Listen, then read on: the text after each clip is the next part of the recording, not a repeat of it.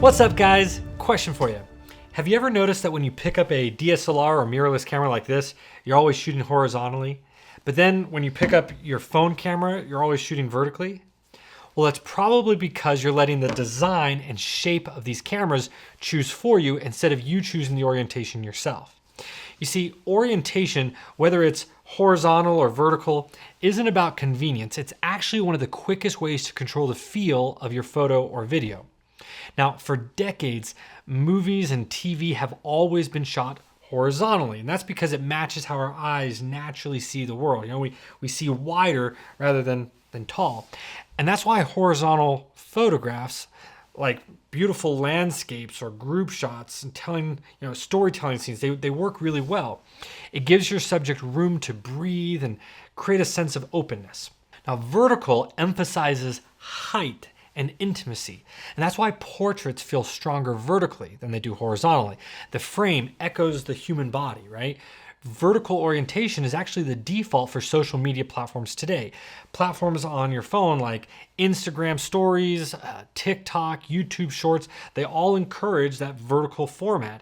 And that's because that's how we naturally hold the phone. Now, let's look at a couple of examples here. In this studio portrait, the vertical version sort of hugs the subject really nicely. But if we look at the horizontal version, it leaves some really awkward empty space on the sides. And then there's this landscape photo. We can see the vast, sprawling houses across the land. But in the vertical version, we lose that feeling entirely, and it becomes much more about the relationship of the houses to the sky. So here's a good rule of thumb. Match your orientation to your subject.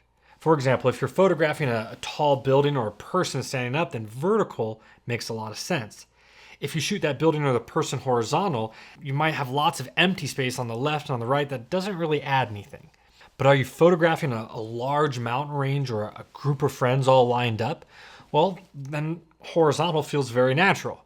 But if you shoot that mountain range or that group shot vertically, well, then suddenly the people feel squashed and that landscape really loses its sort of grandeur, right?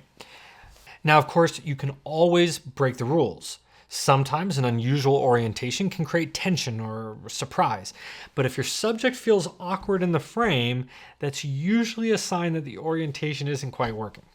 So here's your challenge. Every time you take a photo this week, take one horizontal and one vertical. You know, if you have your phone out, vertical and horizontal, same shot. Just compare them and notice the changes in the story.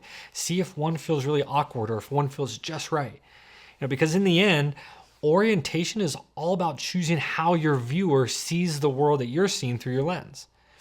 And that's it for today, guys. I'll see you in the next video.